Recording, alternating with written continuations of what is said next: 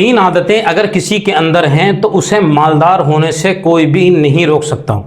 یہ 3 عادتیں انسان کو امیر بنانے والی ہیں، اور ایسا امیر بنانے والی ہیں کہ اس کی مالداری کبھی ختم ہی نہیں ہوگی۔ اللہ رب العزت اس کو بہترین مالداری عطا فرمائے گا، کیونکہ یہ 3 عادتیں اگر آپ کے اندر ہیں تو بہت ہی اچھی بات ہے، آپ کو اس بات کا اندازہ خود ہو جائے گا۔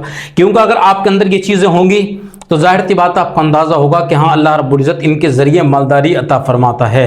اور اگر نہیں ہیں تو ان تینوں کو سننے کے بعد میں اپنے اندر یہ عادتیں لانے کی کوشش کریں۔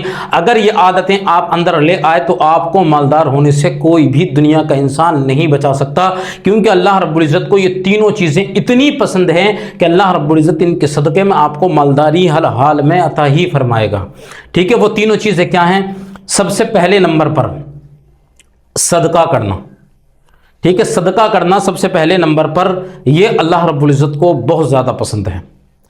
اب صدقہ کرنا، اور یہ آپ کرتے ہیں، آپ جو ہے وہ پیسہ نکالتے ہیں لیکن آپ کو طریقہ معلوم نہیں ہے۔ پیسہ آپ کا ویسے بھی خرچ ہو رہا ہے لیکن اسے صدقے کے حساب سے آپ خرچ کریں۔ آپ کو روزانہ گھر پر آپ نے دیکھا ہوگا آپ کے دروازوں پر فقیر مانگنے کے لیے آ رہا ہے، آپ کے دروازوں پر سائل آ رہا ہے، روڈوں پر، سگنلوں پر، آپ کی دکان ہے، دکان پر جس جگہ پر آپ کا ٹھیا ہے، جہاں پر بھی آپ بیٹھتے ہیں اس جگہ پر فقیر مانگنے کے لیے آتے ہیں۔ آپ نے اپنی جیب کے اندر ہاتھ ڈالا، 5 روپے اٹھائے دے دیے، آپ نے 10 روپے اٹھائے دے دیے، 20 روپے اٹھائے دے دیے، کوئی آیا 100 روپے اٹھائے دے دیے۔ آپ ہر طریقے سے روزانہ دن میں 100، 150، 50 روپے روزانہ اٹھاتے ہیں گے آپ۔ لیکن آپ اگر اسی کو صدقے کے حساب سے اگر دینا شروع کر دیں تو آپ کا کام بھی ہو جائے گا، آپ کے صدقے میں بھی شمار ہو جائیں گے، اور آپ کے جو ہے سائل کو پیسہ بھی چلا جائے گا اور آپ کا بھی کام ہو جائے گا۔ اب وہ کرنا کیا ہے؟ صبح ہی آپ جب گھر سے نکلیں تو اپنے لیے صدقہ نکال دیں، 10 روپے کا، 20 روپے کا اپنے گھر پر نکالنے کے بعد میں آپ رکھ دیں، کیونکہ دن بھر کے اندر فقیر کو جائے گا بھی 1 تیر سے 2 نشانے جو بولتے ہیں نا، وہ یہ وہی والا حساب ہوگا۔ ایک تو سائل کو بھی چلا جائے گا پیسہ، اور دوسرا آپ کی طرف سے صدقہ بھی نکل جائے گا۔ اب صدقے کے کیا کیا فائدہ ہیں؟ صدقے کے اتنے فائدے ہیں کہ آپ شمار بھی نہیں کر سکتے کہ اللہ رب العزت اس کے بدلے میں آپ کو کیا کیا عطا فرمائے گا۔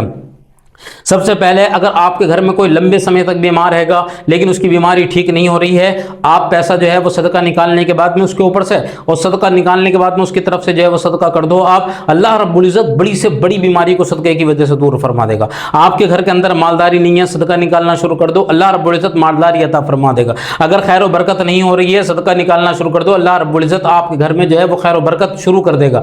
اللہ رب العزت کے فرشتے اس انسان کے لیے دعائیں کرتے ہیں کہ جو صدقہ نکالتا ہے اس کے لیے دعائیں کی جاتی ہیں کہ اللہ رب العزت اس کے گھر کے اندر برکتیں نازل فرما دے۔ تو جب فرشتے دعائیں کریں گے تو آپ کے گھر کے اندر کیسے برکت نہیں ہوگی؟ اور اس کے بعد میں اس کا ایک فائدہ یہ ہے کہ اگر آپ کے اوپر کوئی بھی مصیبت آنے والی ہوگی اللہ رب العزت اسے ٹال دے گا، کوئی بیماری آنے والی ہوگی اللہ رب العزت اسے دور فرما دے گا، کوئی پریشانی آنے والی ہے بڑی سے بڑی، اللہ رب العزت صدقے کی وجہ سے اسے دور فرما دے گا۔ اگر آپ کا دل بہت زیادہ پتھر ہو چکا ہے، آپ کسی کی بات کو سننے کے لیے تیار نہیں ہے، صدقہ نکالنا شروع کر دیں، آپ کا دل رحمدار ہو جائے گا، آپ کا دل موم بن جائے گا، اور آپ ہر کسی کی بات کو فیل بھی کرو گے، رحم آ جائے گا آپ کے اندر۔ اور اگر آپ جو ہے وہ صدقہ نکالنا شروع کریں گے، اللہ رب العزت کے غضب کو ہی ٹھنڈا کرتا ہے، اللہ کے غصے کو ہی ٹھنڈا کرتا ہے آپ اگر صدقہ نکالیں گے۔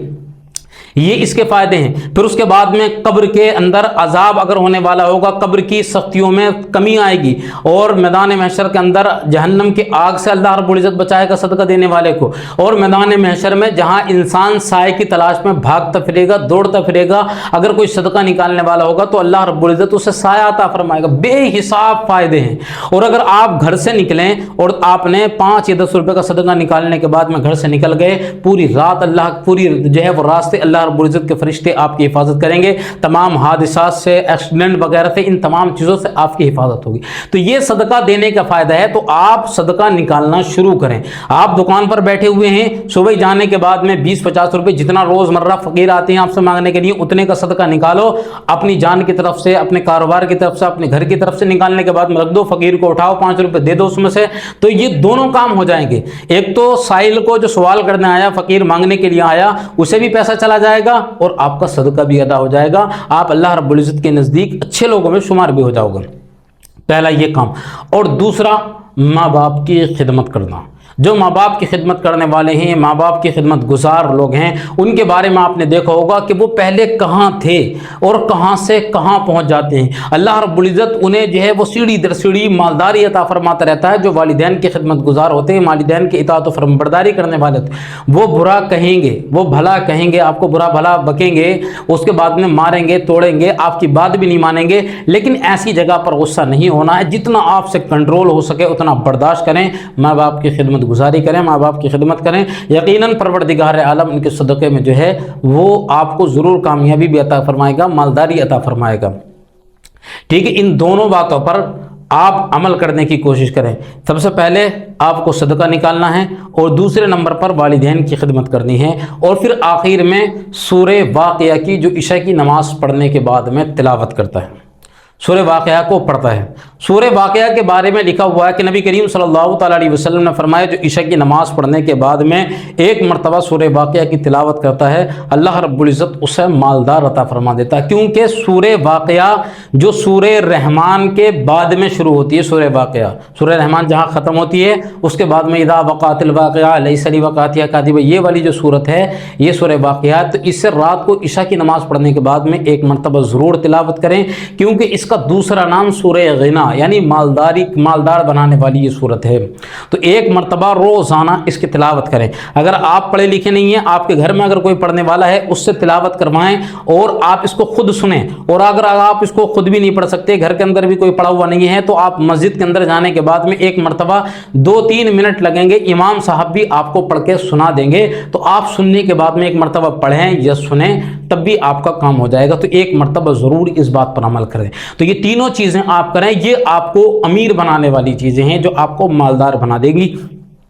सबसे पहले नंबर पर सदका देना, उसकी आदत आप बना लें, और दूसरे नंबर पर वालिदैन की खिदमत करना, उसकी आदत आप बना लें, और तीसरे नंबर सूरे वाक़िया इशा की नमाज़ पढ़ने के बाद में इसका आप पढ़ने का, ये सुनने का रोज़ाना आदत बना लें। इंशाअल्लाह अल्लाह रब्बुल इज़्ज़त आपको इसके ज़रिए कामयाबी अता फरमा देगा। बहुत सारे हमारे भाई ऐसे हैं कि जो अपनी बहुत सारी समस्याओं को लेकर परेशान हो चुके हैं। एक तो वज़न बढ़ाने की समस्या, हमारा नुस्खा इस्तेमाल करें, इंशाअल्लाह आपको अल्लाह रब्बुल इज़्ज़त कामयाबी अता फरमाएगा। 5 से 10 किलो वज़न आपका गारंटी के साथ में बढ़ेगा। और दूसरा, पाइल्स की समस्या को लेकर बहुत ज़्यादा परेशान रहते हैं। पाइल्स इतनी कि लाखों लाखों रुपए उठाने के बाद में, ऑपरेशन कराने के बाद में, तब भी ठीक नहीं हो पाते हैं। आप इस दवाई को इस्तेमाल करो, 1 महीना इस्तेमाल करेंगे, उसमें से जो छोटी वाली डब्बी है ये, इससे ऐसा लगेगा कि जैसे आपको ये मरज़ कभी हुआ ही नहीं था, इतने फ़ायदेमंद ये दवाई।